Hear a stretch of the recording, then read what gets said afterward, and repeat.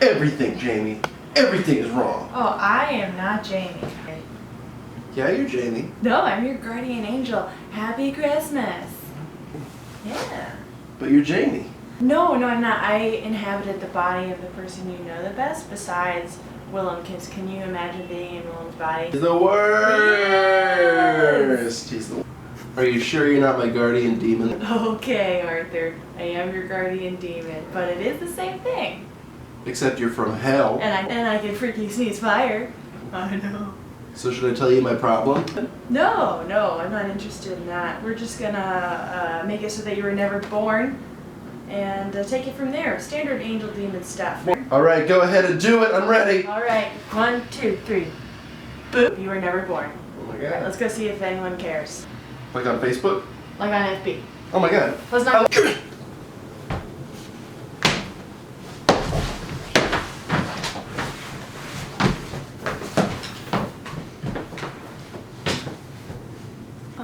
According to Facebook, Willem has a job being the conductor of an old-timey steam engine. So he's happy? Yeah, looks like it's all he's ever wanted. Oh. And your parents don't seem to be divorced anymore, so that was your fault. They said it wasn't. Well, they lied to you. What about Jamie? Jamie is... Oh, she's dead. Oh. I bet she's so much happier. Why is Michael Jackson alive? I was his doctor and I wrote a prescription for anything and everything for him because it's what the doctor ordered. That's me. I did not have his best interest at heart and things went kind of downhill. There's Heath Ledger. He's alive too. Same situation. I was his pharmacist Okay. though. Well, wow. A lot of people are dead because of you. There's the crocodile hunter. Yeah, I made a bet with someone that no exotic animals could defeat the amazing Steve Irwin, and the hunter became the hunted. Wow. Wait, the London train bombings didn't happen? Yep. I was traveling with my historic bomb collection, and they lost my bag. They did not find it in time. It's their fault when you think about it. Hurricane Katrina. How could you have caused Hurricane Katrina? It's not my fault that sometimes birthday wishes come true! You could have asked me, wait, JFK is alive? And the Dust Bowl never happened? You weren't even alive for these. How does that make sense? My best guess is that when they invent time travel, I will go back in time and cause all of these things to happen. I mean, I don't know exactly how, so don't blame me yet. Wow. The world is so much worse with you in it. You're like the worst person ever. And I play on a racquetball team with Satan. You know what? Yeah. That makes me feel pretty darn special. Does it? It does. Maybe the world is better off without me, though. Yeah, but without you, all of racism ends. So think about that for a second. Yeah. Well, I'm better off with me around. Okay. And that's more than enough for me. Wow. That means I did my job. I get my horns and my beheading axe. Oh my god, this is the best Christmas ever! And I do mean ever. Live from New York, it's breaking news. Live. Is it? Wow. That means I did my job. I get my horns and my beheading axe. Oh my god, this is the best Christmas ever!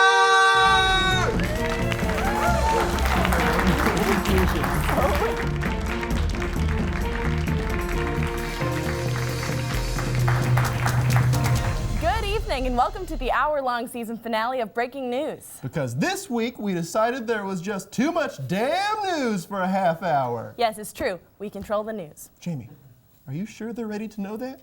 Trust me, Arthur. I've been secretly prepping them all season long for this information. Won't they ask questions? No. You see, after you and I built the Newsmaker 2000, I had to have my own special feature.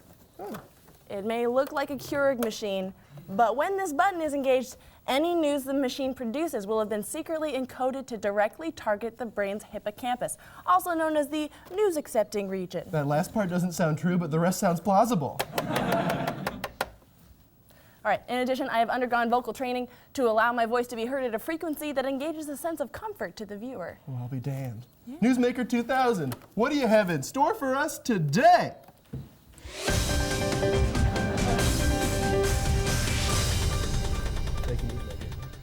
A man who sued the Washington, D.C. Metro after slipping on a banana peel has been found to have planted the banana peel himself. When asked for comment, the man said, "Look, I'm just really new to Mario Kart." A man was caught masturbating naked in a woman's bathroom in a Walmart in Oklahoma at 8:30 a.m. Anyway, that is why I was late to set. A new painting of the Danish royal family has been criticized as, quote, creepy. Let's take a closer look at their faces, which I think looks pretty good considering they've been inbreeding for centuries. A new painting of the Danish royal family has been criticized as, quote, creepy. The royal family responded by texting me alone, semicolon, at 4:30 in the morning. A new painting of the Danish royal family has been criticized as creepy. But as to be fair, that's also what they said about Arthur masturbating in that women's room. They were wrong. A new painting of the Danish royal family has been criticized as creepy. The royal family didn't respond. They just stared like those hungry kids on the TV. A new painting of the Danish royal family has been criticized as creepy. The royal family then emitted a firm but loving gurgle and breathed on my son. There's a rise amongst college students preferring to be referred to by gender-neutral pronouns. In support of these students, please stop calling me he, start calling me God. Aspiring American rap duo Pac-Man and Peso shot their most recent music video in North Korea. Also soon to be shot in North Korea, Pac-Man and Peso. An engaged couple received an RSVP after sending a wedding invitation to Denver Broncos quarterback Peyton Manning. He respectfully declined. On the bright side, Michael Vick just agreed to take me to prom! President Obama made a surprise appearance at the D.C. area bookstore last week. Shoppers were delighted to... Hello? Surprise! President Barack Obama? That is correct, Arthur. I don't want to be rude to the president, but what the freak do you want? Yeah, we're kind of in the middle of something, Mr. President. Well, I realized recently that I just like surprising people, showing up unannounced and getting people excited to see me, like they used to. Yeah, I can see how that's tough, but we really should, I bought a bunch of books. Some for my daughters and some for me. Some that are written for children, but I'm going to read them anyway, because I'm the president and I can do that. Really, anyone who's literate can do that. There's a little Winnie the Pooh character. I like him a lot. He's a true American. He's so fat, he's breaking at the seams, and he needs to tap his head to think, like me. That's great, President Obama. This Piglet character reminds me of Joe Biden, because they're approximately the same color, and they both get scared when it's windy. Okay, that's enough. Please go away now. Michelle is kind of like this rabbit, because they both like carrots. So that's all I got for that one. Why aren't you busy being the president? Because I'm tired, Jamie. I'm tired of getting blamed for everything. I'm tired of my job. I don't want to be president anymore. I just want to be free and have fun and bounce around when I want. Oh, just like Digger. Okay, go away, Mr. President. Thank you. Hey, remember 2008? Remember when Bin Laden was alive only because I didn't feel like killing him yet? Okay, that's it. Arthur, hang up on the president. Arthur Hickman, don't press that button, or else I'll read your internet search history. Do it, Arthur. Don't do it. I have an army of drones. So what? So does Amazon Prime. Hang up. Goodbye, Mr. President. No! Why do you keep Googling Noam Chomsky sex tape? Moving as quickly as possible away from that. NFL player Devin Hester beat a cheetah in a race for National Geographic. Here are some other things Devin Hester could beat a cheetah at. Chess. English. Emotions. Ben Roethlisberger trivia. Having opposable thumbs. Not being a big dumb cat. Contemplating death. Fraud. Refraining from eating a zebra. Escaping cheetah traps set by poachers. But not escaping Devin Hester traps set by rabid fans. And that's the news!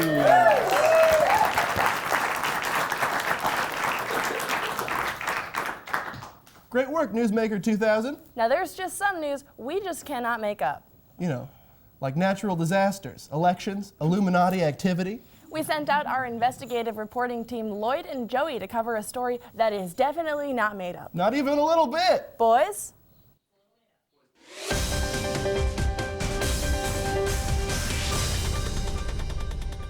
I'm Lloyd Mallison. I'm Joy McManus, and I'm really sick. I have gingivitis. But Joey, just think about all the positives that come from being a ginger. We get to claim Conan O'Brien, Emma Stone, the entire Weasley family, all as one of our own. Emma Stone is not even a real ginger. We are misrepresented by people like Lindsay Lohan, Chucky from Child's Play, and Carrot Top. But just recently, Macklemore wrote a song about us and it went to #1. Same love. That may be, but gingivitis has been affecting the population for years and no one seems to care at all. Joey, I'm gonna prove you wrong. Yeah. Hi all, welcome to the gingivitis support group today. If you could just go... I'm here to talk to gingivitis expert Isabella about my friend Joey's terrible, terrible affliction. Do you have any advice or tips for dealing with gingivitis? Truly, there is nothing Joey can do. It's a recessive disorder, so he's plagued with it for the rest of his life. I do have a suggestion for you. Avoid getting bit by Joey. My name is Derek. I am a recovering ginger of 17 years. I'm now proud to say that I am now a 2-year strawberry blonde. What happens if I get bitten? You will turn into a ginger. I see you're already partially afflicted. Chances are you'll be fully afflicted, and any chance of a soul you had will completely vanish. Hi, I'm Lloyd. Hi, Lloyd. Hello. Hi. I have been ginger for 19 years now, but I'm on the road to recovery, but I am pleased to announce that the carpet doesn't match the drapes. I see. Now, research currently shows that gingers will be extinct in 100 years. What are your thoughts on this? Well, I'm not a natural ginger, so I'm perfectly fine, but you're definitely not going to make it. Your race is going extinct. I'm sorry. Live it up while you can. That's all I got to say. Yeah. Okay. I'm Joey. I've been afflicted with gingivitis as long as I can remember. I'm dying. I think that's pretty much it. You decided to dye your hair. Please explain this decision to me. Yes, as a part of my medical research, I dyed my hair as a way to earn their trust and learn more about the ginger culture. It was a really fascinating process. So as we all know, thousands of us are affected by gingivitis, right? So today, I want to talk about what it's like to not have a soul. How it is to have a soulless existence, and how that, oh my God, Joey! So ginger, so young. These seem to be Joey's last moments. Do you have anything to say to him? Joey, don't leave me. Joe. Oh no. I'm afraid he didn't hear that. Oh. Yeah, he's a goner. Well, time for the next one. And thus concludes our investigative report segment on gingivitis. I'm off to find me a new husband. Whoa, whoa, whoa. I don't have a soul, so technically I can't die, so we'll be together forever. I'm Joey McManus. And I'm Lloyd Mallison. Back to you in the studio.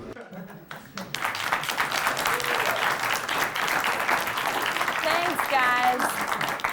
Man, Arthur, I sure love our job. Me too. We should make a movie about our job. We can make 2. What should we call it? I can't think of a good title, but we should rename this show the Arthur Hickman News Program to promote the sequel, but only for a day. But don't we want people to take us seriously? Who cares? We'll be on the internet. Just seems a little ridiculous because that's not something any other serious institution would do. Internet, Jamie. Fine, let's do it, internet. Can we hold a press conference? Only if everyone pretends that what's happening is serious and important when it's very much not. It'll be the greatest thing we've ever done. Or at least publicized and unfairly praised as the greatest thing we've ever done. We'll be right back. Yeah!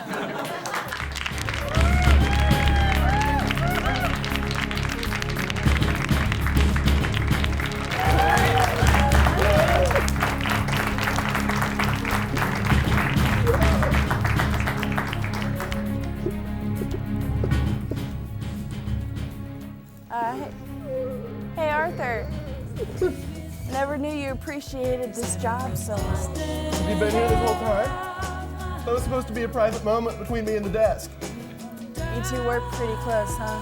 Yeah, it's like we have the same blood. I mean it. I've spilled about a quart of my own blood onto this desk, not including our recent ritual sacrifice and anointment ritual. Hail Satan. Hail Satan. We've been together a long time, and I remember my first day on this desk. I was so young and carefree. Arthur, I'm sorry, that sounds really sweet and gay, but I think we are back from commercial. Welcome back to Breaking News, where we murder other people's sentimental moments without a care in the fucking world. Let's go to our only correspondent who hasn't contracted hepatitis from this news desk because he's not allowed near this news desk, Willem Smith.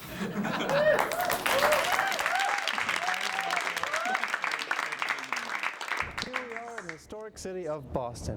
What better way to explore Boston's historic landmarks and places than to tour them? I have with me youths. I'm going to take them to Faneuil Hall so they can see what that's like. Let's head on down there, youths. Here we go. Faneuil Hall is home not only to history, but street performers, unhealthy food, tourists, and tweens. So we're here in Quincy Market, just past Faneuil Hall.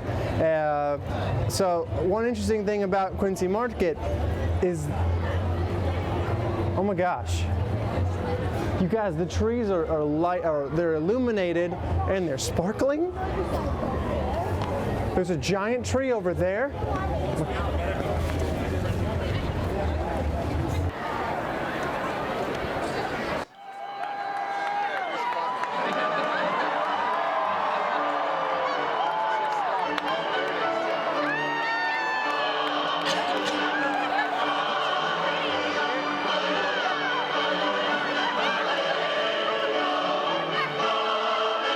They are illuminated with holiday spirit.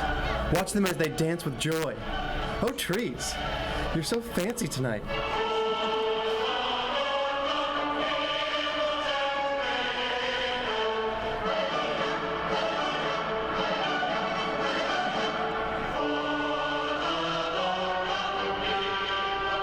Santa wasn't home that night, but this dreamer knows it was probably because he was out on a dope adventure, and I'm sure I'll see him soon enough anyway.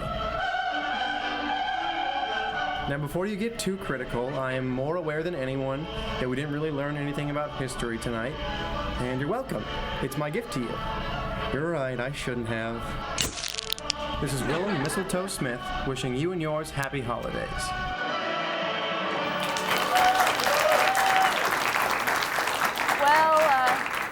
Willem, that segment was fun, but you didn't really talk about any of Faneuil Hall's history at all. That was kind of your assignment. I've never seen anyone be worse at their job, and my mom was the safety officer on NASA's Challenger Sorry. I don't really like history. I thought it'd be more fun to talk about the holiday spirit. It's fine if you don't like history, but you're a journalist, and there's a level of integrity and honesty that you're required to uphold. I don't know why you two keep expecting me to deliver quality journalism. It's the last episode of the year, and so far I've filibustered so I'd get more screen time. I tried to win a Nobel Prize instead of reporting on them, and now I fell in love with the buzz of the holiday spirit. I'm not reporting facts, I'm kind of just talking about what I want to talk about. I'm not a journalist, I'm basically a blog that breathes. I feel like you guys just don't understand me. Well, and first of all, you are not a journalist. Second of all, do you love the holidays because they create a sense of home or community that you've never gotten here at Breaking News? Yes. You mean my smile and Jamie's constant threat of backhands doesn't give you a sense of belonging? If you don't feel at home here, where do you feel at home? Like in gingerbread houses? Oh, so are your friends those cute little gingerbread men then? No, they bully me. Yeah. I never wear the right kind of gumdrops. My only friends are the lights. You need Christmas lights? Yeah, they're easy to read. They're either off or they're on. There's none of this, I'm emotionally complicated punk. You can't be friends with Christmas lights, Willem. That's what they said to Pee Wee Reese when he tried to be friends with Jackie Robinson. No, they didn't say that. They said, Pee Wee, don't be friends with that black fellow. But that's besides the point, Willem. You can't be friends with seasonal holiday decorations. Yes, I can. That's the whole message of Frosty the Snowman. The message of Frosty the Snowman is that you can sing and dance all you want, but joy fades and magic is not real. Do you really love the holidays so much? I sure do. Then maybe, just maybe, you should leave. Follow your passion. Clearly news reporting isn't your forte. I mean, just look at how you're holding that microphone. Huh? Yeah. Get on out there, Willem. Follow that dumb heart. You guys mean it? Whatever. Yeah, sure. But what? What does that even mean, following my dream? Should I just knock Santa off my roof and go from there? It's been done. Should I dye my nose red and lead Santa through the foggiest of nights? Willem, you lack the speed and extra legs to be a reindeer. You can't be Santa because you haven't shaved in months. What skills do you even have? I'm well speaking. Speaker. Speckin'? So you can't speak. I'm very caring. Gross.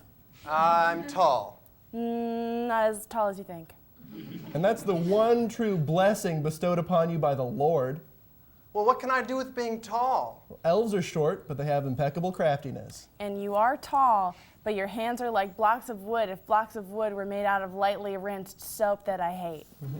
And sometimes elves need stuff that's high up on shelves. You could be like a crane for elves that sometimes drops them. A human forklift. A cog in the machine that is the Hallmark holiday system. You mean at the North Pole? Do you think they have lights there? Oh, they have all of the lights. Sorry, I thought that was an obvious music cue, but yeah, they have all of the lights. All right, nothing. But really, you should go. We've got no place for you starting in about 20 minutes, and you'll need the extra work over the holidays. I'll do it. Hooray. Hooray. Check out these commercials while we book Willem's one-way ticket on Orbitz. It's the air travel site that inspired Lost. We'll be right back.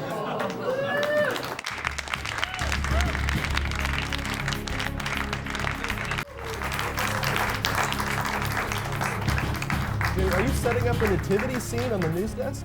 Of course, Arthur, 'tis the season. Are you sure that's politically correct? Aren't we supposed to be objective reporters with integrity, bringing our audience prudent coverage of world events without our own religious agendas? Aren't we supposed to be forthright, honest, and... Oh, boy. Oh, I almost finished. I was really close. But seriously, what is that shit? This is a nativity scene comprised of the most important figures in world news. See, we've got Barack Obama here, we've got Pol Pot, and Dennis Rodman is the three wise men. Miley Cyrus over here, she's the Virgin Mary. Oh, I get it. How trite. I'm the baby goat. You're the llama who sits off to the side. And the baby Jesus is Hugh Grant. Why is the baby Jesus Hugh Grant? Well, because all goodness springs forth from him, Arthur. Oh, right, I forgot. And who is the Holy Spirit? The band LFO. That makes perfect sense. Who's Joseph? Joe Biden. Why Joe Biden? Because he's like the stepdad to the planet. He smiles real big. You don't really like how he looks at your mom, but he's not the boss of you anyway, so it's okay. He just stands there and someday teaches baby Jesus Hugh Grant how to nail things to other things. Oh, holy night. The stars are brightly shining. It is the night of our dear Savior, baby Jesus Hugh Grant. Jamie, we are back from commercial, I think. Welcome back to Breaking News.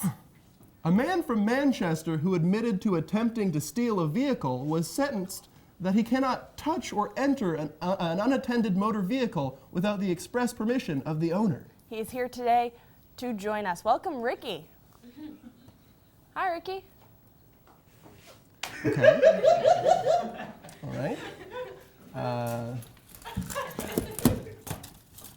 This just in. Ricky has released a formal statement about his crimes. He says that it was not his choice to touch those cars. It is just that his hands are powerful magnets.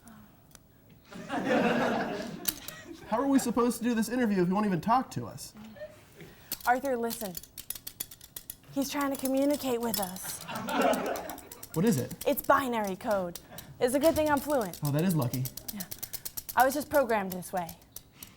What is he saying? He said that he's just really here to do publicity for his memoir, The Dark Side of the Moon, The Ballad of Ricky Spoonhands. But Ricky, what do your magnet hands have to do with your inability to speak? What do you mean monsters have no use for language? You should read this thing. It's mostly just about him sifting through the sand at beaches looking for loose change. Just because you attract alloy metals doesn't mean that you have to repel people, Ricky. What is he saying now? He just said, I'm a weak man with strong magnet hands. He's afraid that no one will ever love him. But Ricky, you aren't a monster just because you aren't human. Don't tell anyone this is a secret that must be guarded with your fleshy magnet life. I am a cyborg.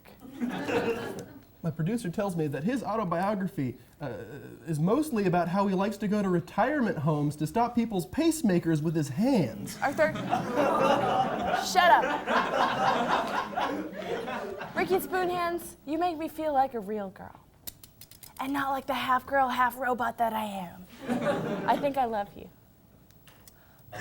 No, Ricky! Get your spoons away from me. Your strong magnet hands will destroy my circuitry, my heart. We can never be.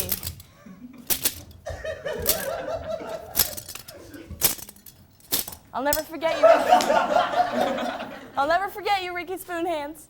The man, the myth, the Spoonhands, Ricky Spoonhands, everyone.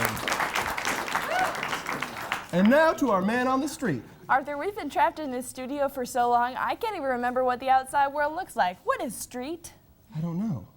What is a man? What is A? What is? What? Yes. Oh. We hope you enjoyed this excerpt of our two-man vaudeville show, An Evening with Noam Chomsky. Over to you, Chris.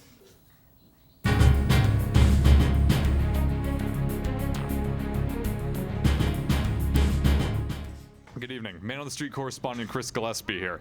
A new survey performed by Monster.com in association with the market research firm GfK revealed that 15% of American workers hate or severely dislike their jobs. Now, this is the highest level of job dissatisfaction seen in the 7 countries surveyed. Because I'm obligated to perform the job that I hate, I took to the streets to ask the citizens of Boston what life was like living in the land of opera hatredtunity. What is your job, and why do you hate it so much? I work in retail, and it's 6 a.m. to 11 a.m. 3 days a week, so I don't like being up that early. I am a high school English teacher, Okay. and I have to say that I love everything about what I do every single day. So I'm probably maybe that minority that is extremely satisfied with their job.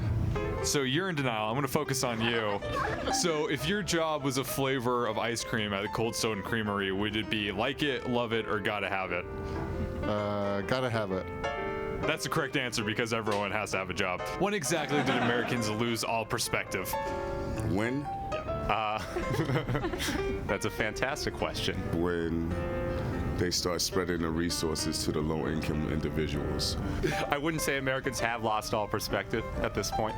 I think certainly some perspective has been lost, some perspective has been gained. Google has a hockey rink in their headquarters. They also have nap pods. How many nap pods do you have in your offices?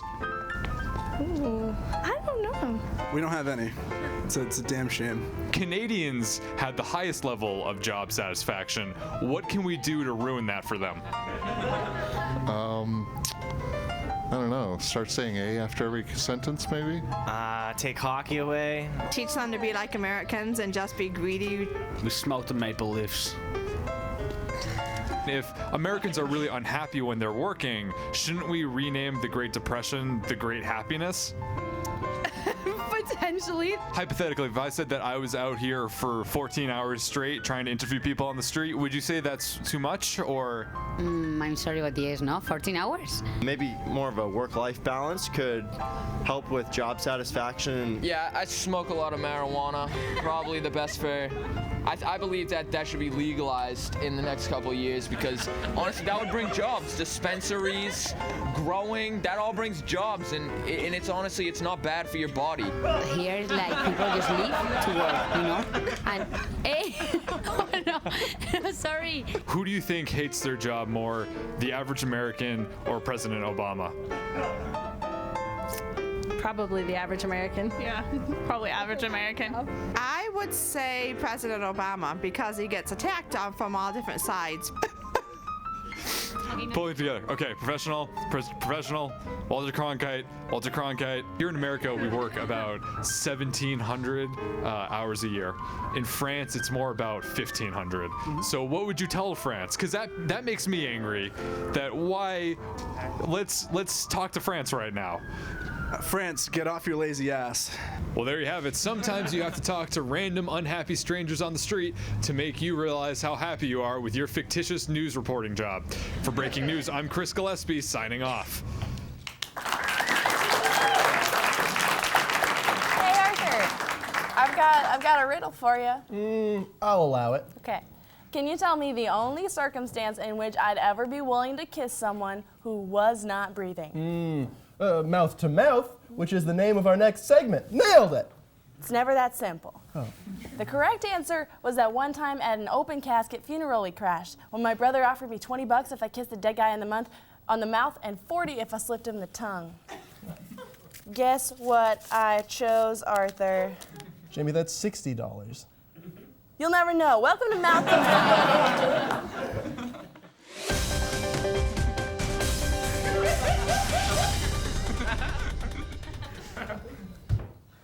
Today's topic. A woman came under fire after posting on Facebook that she was annoyed by news stories about how overweight, nearly obese women should be proud of their bodies. Facebook deemed the post hate speech and was briefly locked out of her account. This sort of thing is what many are calling fat shaming. It's nothing new. Just a month ago, a woman in North Dakota gave heavier children notes instead of candy on Halloween. The notes were for parents, informing them that she considered their children moderately obese. So the question is fat shaming okay if it serves a greater purpose? Personally, I'm a big fan, but not for the reasons you might think. Don't get me wrong, I do hate fat people. But as hard as it may be to believe, I was actually bullied in grade school. No.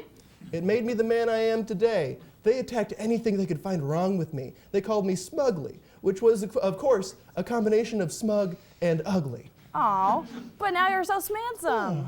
I know. But I wasn't always. They used to call me Evander Holyfield. Oh, because you were an ugly and got your ass kicked in front of a crowd of people? Because my dad's name is Mike and he bit my ear off. The point is, Jamie, that bullying is the sandpaper that smooths over undesirable lumps in the strong slab of oak that is America's youth. It's how we turn kids with no social awareness into normal, obedient cogs in the great American machine. Why can't that be the solution to our obesity epidemic as well? Well, I wasn't going to mention it, but I was bullied too, Arthur. Aren't you going to say, no? I don't care, though. Okay. Well, it didn't change a damn thing about me. Because while bullying may change a lot of people, it leaves behind the worst offenders of all. I don't follow. You know when you meet a really weird person and you ask yourself, how does that person exist? The answer isn't that they weren't bullied. The answer is that they didn't realize they were being bullied. For example, in middle school, people would say things like, cool fedora, Jamie. And I'd be like, I know. The point is, some people slip through the cracks of your little system, Arthur. And fat people will slip through the cracks too, although it is more difficult for them. Maybe you're right, Jamie. If people are really going to change, they have to change themselves. It's not our place to decide how they should look or act or be fat. Exactly. So glad you understand. You know, Arthur, I was always afraid that you'd bully me for this, but I think I finally feel comfortable enough to wear this around you. It's made of straw. Okay. What do you think? No! Well, everyone, that about does it for us. Our last show is just about over. But it's been one heck of a crazy ride, hasn't it, Jamie? Oh, it certainly has. Do you remember that time I kept messing up that word in the Africa headline? Yeah, you were all like, it's the worst case of Geno. And you were like, Jamie, it's pronounced genocide. Remember when the power went out? Yeah. It took forever to find the fuse box, and when we turned it back on... Both swarms of huge rats were eating the camera crew. You were like, what's all that screaming? And you were all, Arthur, if you don't find that fuse box in the next 10 seconds, we're dead! So look harder, you stupid son of a bitch! We never did find it. And remember all the stuff we did before we started hosting this show? No, none of it. Yeah, me neither. Everything before I got this job is sort of a blur. Well, not a blur, more like I just don't remember anything else ever. Yeah, I can't believe it's over. I'm really gonna miss it all. Arthur, like a dog, I only understand tone much better than words. But your voice sounds like you're getting a little soft on me, you dumb pansy. Well, maybe I am a pansy. Maybe I'm not. I'm just saying it's weird to finally leave. This place has been good to us. We're not just a team, we're a family. Like a cool cult family. Like a cool cult family. After all, the good ones have been brainwashed and the bad ones have been killed by the worse ones. Yeah, you're like my sister wife, Jamie. And you're like my cousin dad dog, Arthur. I want us to stick together until the moment we both die. Don't worry, Arthur. I know it's our destiny. Just about a minute left now. We're gonna have to end the show soon. What'll it be like once it's all over? I guess we'll have to find out together. Then let's get going. On behalf of us all at Breaking News, have a lovely evening.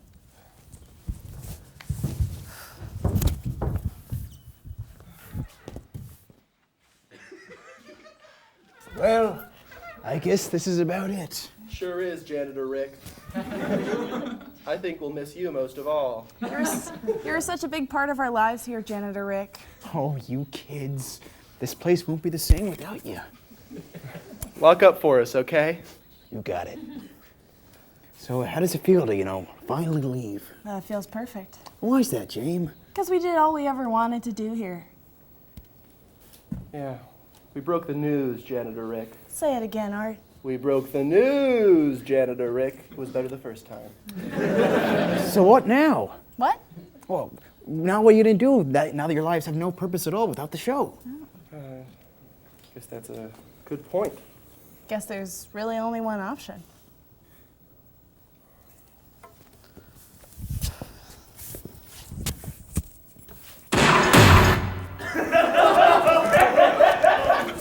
Well, those party poppers were way louder than I expected them to be. I need a moment. Let's get out of here.